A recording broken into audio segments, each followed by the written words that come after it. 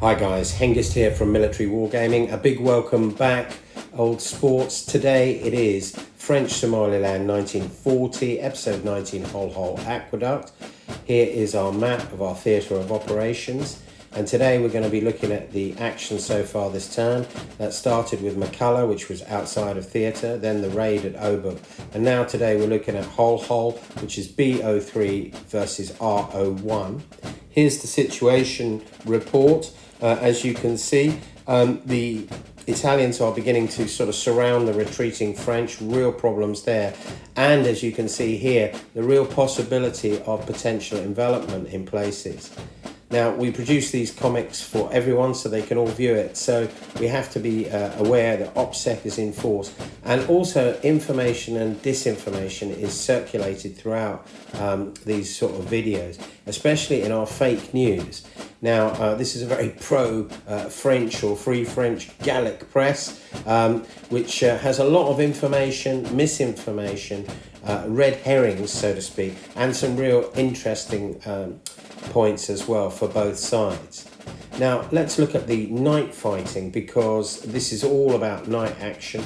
And today we're in the late section, the 0200, and there are a lot of factors that go into fighting at night. Weather, visibility, navigation and dead reckoning, and drift. And this is all to do with using compasses and maps. And again, we use a trail chain system, and scouts as well give real benefits. But ultimately, a unit with a failed navigation roll suffers from drift. This means he can move the failed unit to his advantage. We've also got problems over spotting and shooting. Once things are within close range, you have a better probability, but outside that it's very difficult. And for units that fire and then do not display, so being lit up and spotted, they lose the benefit of the concealment as well. And for artillery, they have problems as well, because unless it's sort of point-based artillery or preliminary artillery, they've got to use visibility. Also, the principles of double concealment are really important. Namely, night gives concealment. Any other form of concealment doubles that up, which means saves are increased. Illumination is really important. Star shells and flares are what you need to basically spot that enemy so you can actually fire. And pistol flares are used at close range to increase your chances of spotting. Overall, night modifier is generally +1 to most of the three trades. Now, shooting in black and white this episode, I think this just looks a little bit better with black and white. And immersion is a critical component in my thinking. So there are many challenges to night fighting. But let's now move along to our Italian forces. These are regular Italian cavalry. We couldn't find a lot on these. We know there was a battalion in theatre, but we couldn't get many images. But we've created them and built them so we can also use them in other areas. Of course, they're going to act dismounted as well. And we based these as a standard cavalry formation. And supporting them, we have the Lancia armoured cars and the heavier Fiat armoured cars with that quite powerful gun. They've also got two batteries of the 65mm gun. I use the Tank Museum quite a lot for reference. I think they're really, really good, and I recommend them. Now, this gun is a favourite. It can be stripped down and is highly utilitarian. It has a range of ordnance, including hollow point. The Alpini used them extensively, and they were used in North Africa quite a lot by the Italians. Here's one with the gun shield. But I needed two batteries, so I did a swap out. And what I mean by that is I basically took some guns off the old existing bases and replaced them with the 3D printed ones. And I think they've come out really well. Okay, let's look at the French forces now. And these are customary Senegalese from a battalion.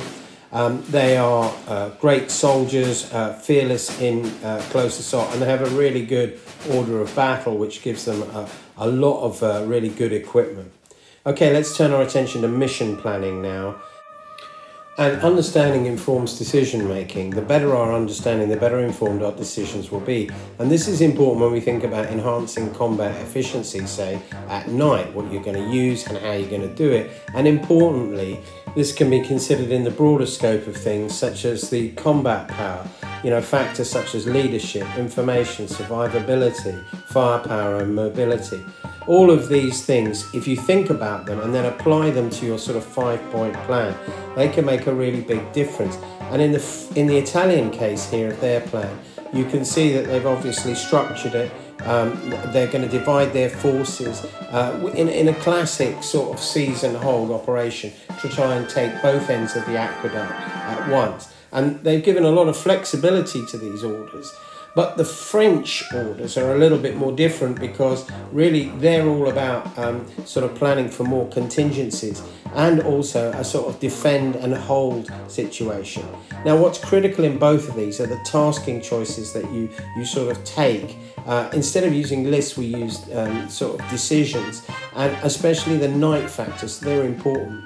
Let's get into research now, and we're going to look at Hol Hol and its aqueduct in a bit more detail. Again, we couldn't find a lot of information that was directly contemporary to where we're sort of operating in 1940, but we understand the old aqueduct is out of action now. But we like aerial photographs, and that really helps us build up the sort of battlescape. As you can see here, the umpires delineated it with that red line, and we've got cliffside and the Hol Hol side for this battle. So let's get into the battle now. It's a cool breeze, and the cavalry start moving into position. Most of the cavalry are starting to find it difficult going with the ground. One cavalry unit will remain mounted, but they're really oblivious to just how difficult this ground is, especially with their vehicles. And the buildings themselves are quite solid. Here we can see on the Hol Hol flank, the French are divided with a force also on the cliff flank. They also have sentries which are out, when suddenly a huge noise erupts as a train comes bellowing across the aqueduct, making a hell of a din. And this is ideal conditions, and actually there was a rule that they could move up with one free move because of the noise, and the cavalry take full advantage in the centre, finding the going difficult, but the armoured cars are finding it even harder as the rest of the infantry move, one actually bogging down, which doesn't help. And the Fiat also on the other flank, one of them bogs down. The Italians move forward very cautiously. As the sentry in the wadi manages to spot the mounted cavalry, the other is completely oblivious. The Senegalese 60mm mortar fires a illumination round, and obviously a red light exposes the cavalry underneath it. The heavy machine guns open fire immediately down into that wadi, but no casualties by some miracle. Ultimately, they are illuminated as the rest of the Italians continue to move forward cautiously. But this now allows the spotting teams to get their artillery online, and they open fire on that ridge near the cliff, but no damage again. The French now dig in, as is doctrine really, and basically maintain a very strong defence. Even the mortars dug in there. You can have a brief view there looking down those slopes. The Italian artillery again call both batteries in subsequently, and they again open fire with a double salvo again onto that sort of cliff line position, putting huge amounts of rounds down. But the armoured cars have been ordered to withdraw by the Italian commander. It's just too rough going, and that commander that had bogged down remains in place. Again, the Italians are moving cautiously, but the French have now gone all onto Overwatch when a goat track card comes up, which is jokered by the opponent and then counter jokered. You can see the goat track. Now this gives the benefit of hard cover for these guys in it, and these happen to be their scouts. The cavalry have dismounted in the centre, but the French 81 mils are very quick to put an illumination series of rounds up, which expose that cavalry moving in the centre, and the heavy machine guns open fire once again, this time shooting down a team completely. Fiat armoured cars managed to withdraw off table without getting stuck. However, the commander of the Lancia has broken down trying to unbog.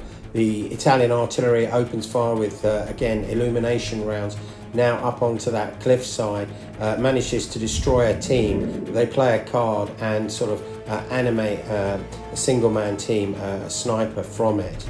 Again, more Italian artillery opens fire, again pounding that cliffside, and the 81mm mortars respond, firing quite intensely, bringing up more illumination onto that goat track, whereupon heavy machine guns from that flank open fire along with small arms, but no casualties due to the double sort of concealment rule as the rest of the Italians on the other flank move forward. This time a 60mm fires, that illuminates them, and they then put a round down, but no casualties there. More fire from that because they're illuminated, but the Italians keep moving forward. The OPs again call for their artillery to counter fire.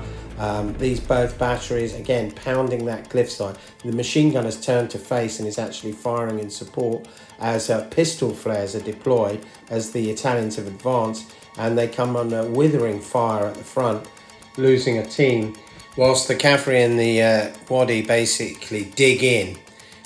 We've also got those in the gully staying gone to ground. The Italians now just start pouring a lot of illumination rounds up into the sky, trying to really flood this area with light, and then they can put some HE down and try and pin in preparation for an assault, because the scouts are within assault range. But the problem is that the odds don't look good, and in fact the Italian commander senses that it would be a bloodbath to assault that position. He's not prepared to advance, and the French are very, very well entrenched with interlocking fire in a very good vantage point, and obviously with their mortars capable of doing a great deal of damage. But the Italians dig in despite flares. They come under a lot of fire but take no more casualties.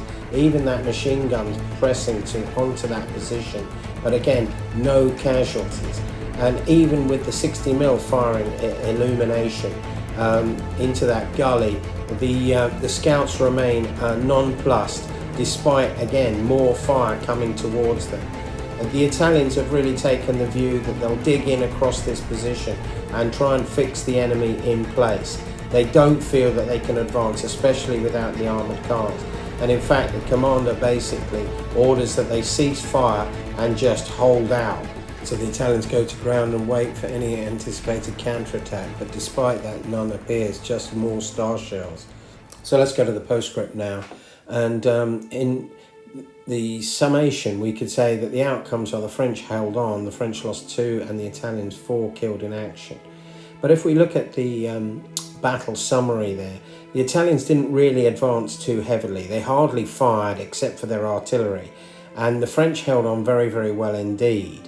So was the Italian commander really following his orders? This is a very interesting question, because his point was that he was preserving combat power and effectiveness and didn't want his men butchered. But at the same point in time, one could argue maybe this was a missed opportunity from basically sealing a pocket per se. So could we actually have a courts-martial? I don't know.